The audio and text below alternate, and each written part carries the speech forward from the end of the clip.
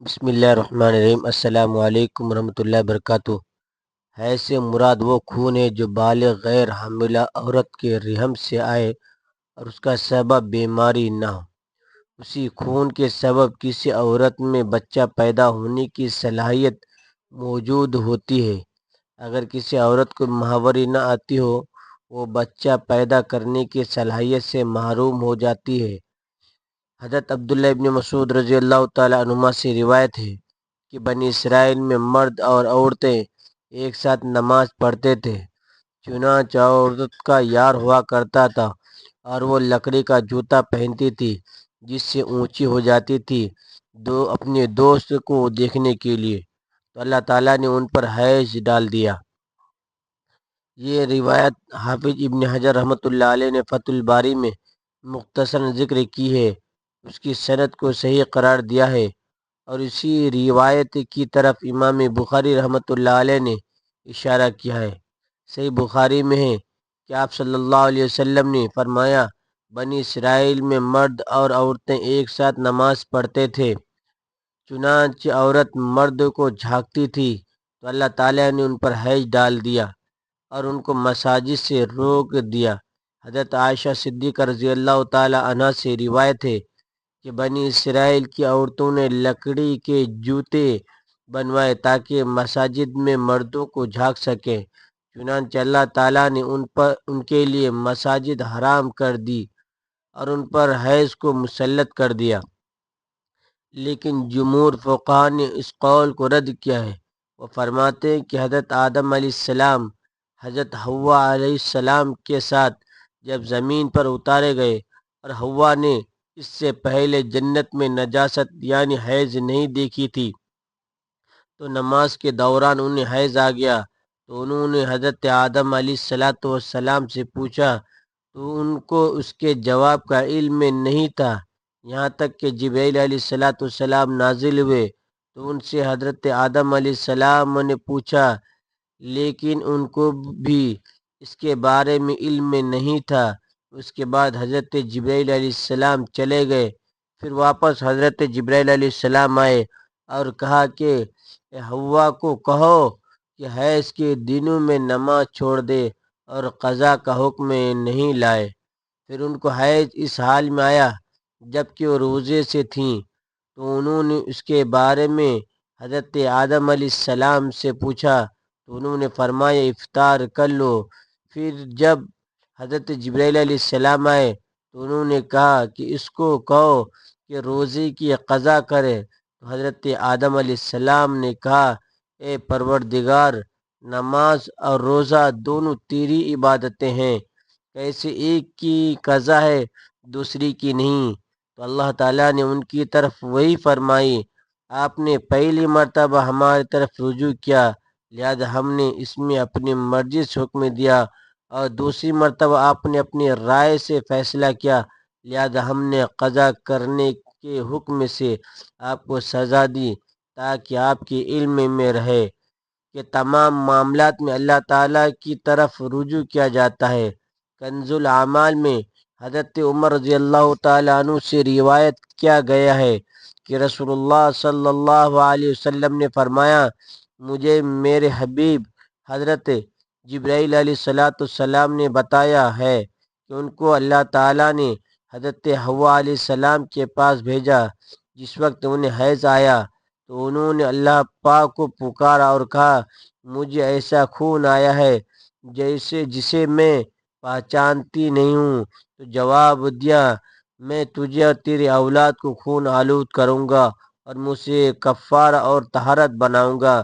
حضرت ابن عباس رضی اللہ تعالیٰ عنہ سے روایت ہے، انہوں نے فرمایا، جب حضرت آدم علیہ السلام نے شجر ممنوعہ کھا لیا تو اللہ تعالیٰ نے پوچھا، آپ کو میری نافرمانی پر کس چیز نے ابھارا ہے؟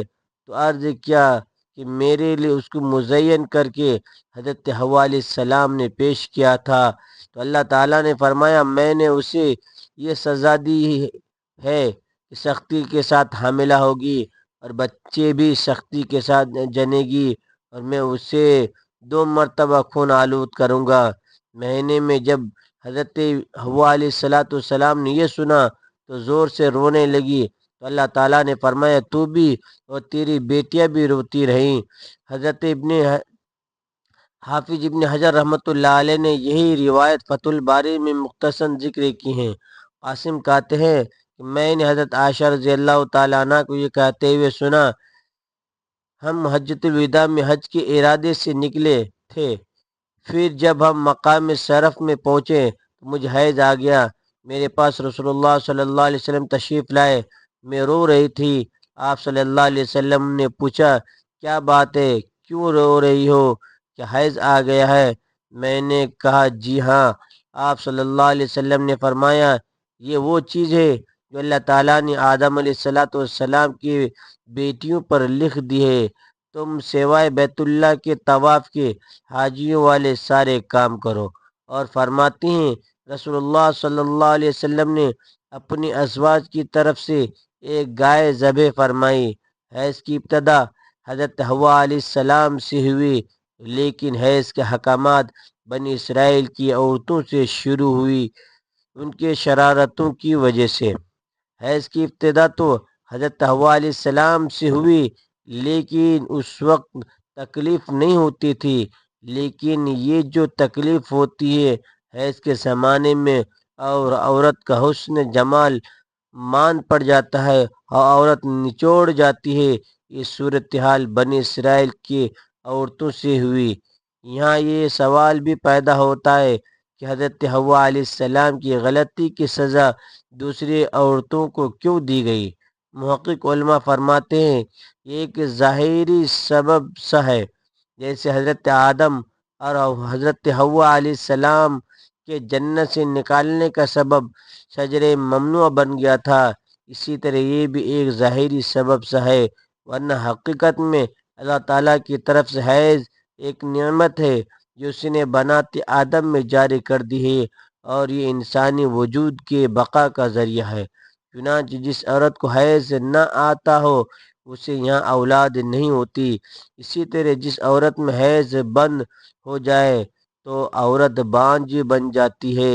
اسی طرح جب بچہ ماں کے پیٹ میں ہوتا ہے تو اللہ تعالیٰ اسے حیض کے ذریعے اسی غذا فراہم کرتا ہے جس سے بچے کے بڑھوتری اور نشو و نما ہوتی ہے۔ لہذا حیض اللہ تعالیٰ کی طرف سے ایک نعمت ہے جس کے ذریعے اس طرح بنایا گیا۔ بھلا دیکھو حضرت آدم علیہ السلام جنت سے نکالے گئے تو ان کی نسل پھیلی اور ہم اور آپ وجود میں آئے، ورنہ نہ نکالے جاتے تو نسل انسانی کہاں پھیلتی؟